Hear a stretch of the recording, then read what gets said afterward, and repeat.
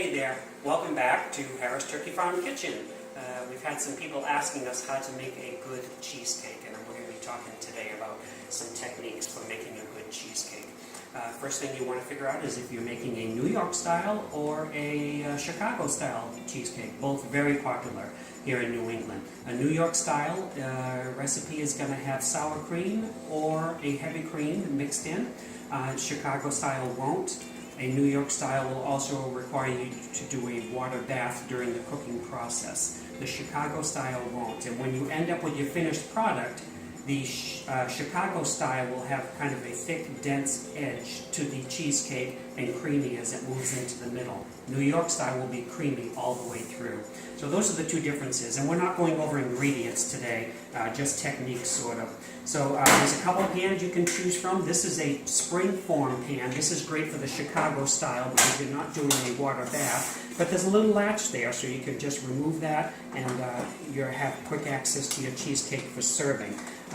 If you're going to be using this for a New York style, then you're going to have to get some aluminum foil and wrap it so the water doesn't seep through during the cooking process. And then the other types of pans are just a solid form pan, which I like to use these because it's much easier to keep the water out during the cooking process. When you make a cheesecake, one of the complaints that people have is that the cheesecake cracks after it's done. So there are some things that you can do to avoid having that happen to you. First of all, before you start, you want to take your cream cheese and your eggs out of the refrigerator and let them sit on the counter for a couple of hours so they warm up to room temperature. Because when you put them in the oven and you have that drastic temperature change, it can cause cracks. The other thing is you have to be careful about is not over mixing. So as ingredients go in, you want to limit the mixing as much as possible. So I've just broken up the cream cheese a little bit there, and now I'm adding in my sugar and dry ingredients. There's a little bit of flour and salt in there, and we're going to get that mixing up.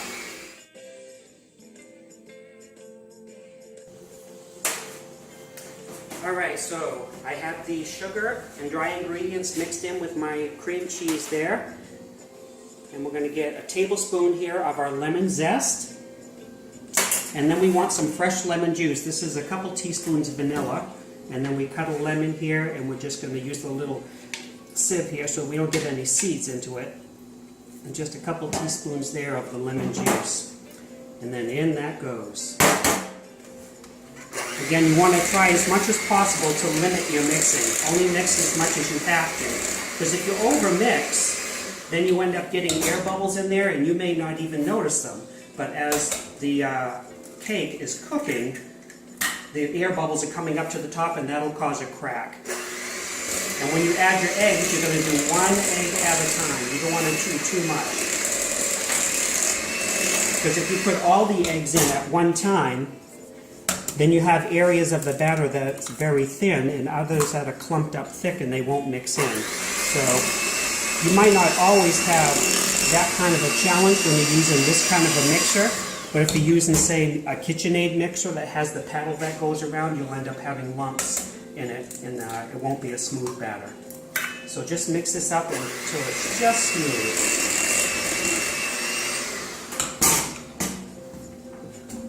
Make sure you scrape the sides so there's nothing hard and dry left around there on the edges, and then mix it up a little bit more.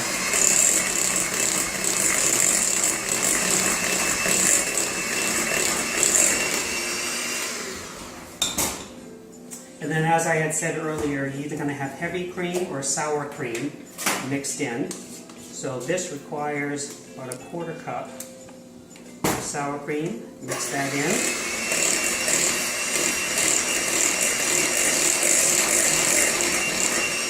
And that's it. Very minimal mixing. Now, what I've done ahead of time, before we started taping this, is get my bottom ready. So usually take some graham crackers. You'll find the recipe online, a little bit of butter, a little bit of salt. And then when you press that into the bottom, just using a glass, you can press that in and toast it in the oven for about 8 or 9 minutes. And then let it cool, and then you can put in your cheesecake. Alright, so that is mixed. It's ready to go. And into this goes into the pan. And we're going to add some hot water. Make sure that you get your water to a good boil. before you add it in there. And then be careful not to get any into the batter.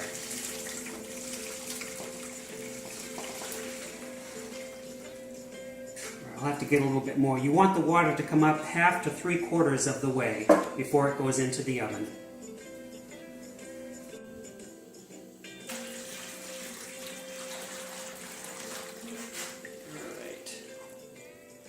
There we go, that is ready to go. So now this is going to go into a preheated oven at 325 degrees for 1 hour and 40 minutes, and we'll see you when we get back.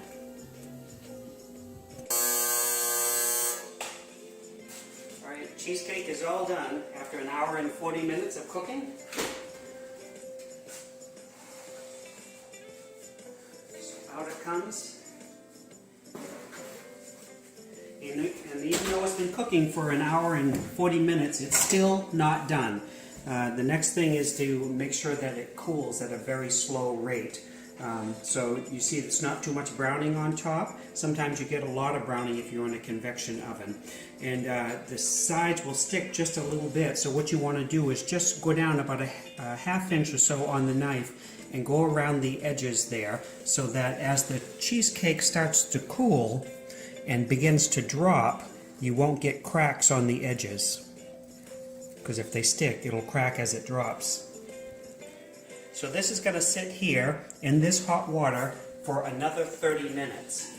And then after it comes out, it's going to sit at room temperature for a full hour. And then after that, it gets covered up and it goes into the refrigerator for 8 hours of chill, or overnight. The cheesecake has had the opportunity to chill overnight, and so now we want to remove it from the pan. And since this is not the spring form type of pan, what we're going to do is run the knife right around the edges here to separate the cake from the pan. And then take the pan and just put it onto I have a hot plate here, but if you're at home you can just warm up your one of your burners on your stove for a minute. Let it get warm and then just sit there with the cheesecake on it for about 15 seconds, and that should melt the butter on the bottom crust just enough to pop it out. So we're going to take it out and bang, down on the table. Just like that, pops out beautiful. And then you can grab a plate. In my case I have one of those cake cardboards, and I'm going to flip the cake over. And voila! Cheesecake comes out beautiful. Alright, so it is time to slice up this cheesecake and serve it to our guests. I've been asked before how to get smooth slices with your cheesecake. So you want to use a nice sharp knife. If you have the opportunity to warm it up before you do, that'll certainly help with getting a nice smooth cut. And then the other biggest thing is you always want to wipe off your knife after each cut. That way you're not ripping cheese on the way down.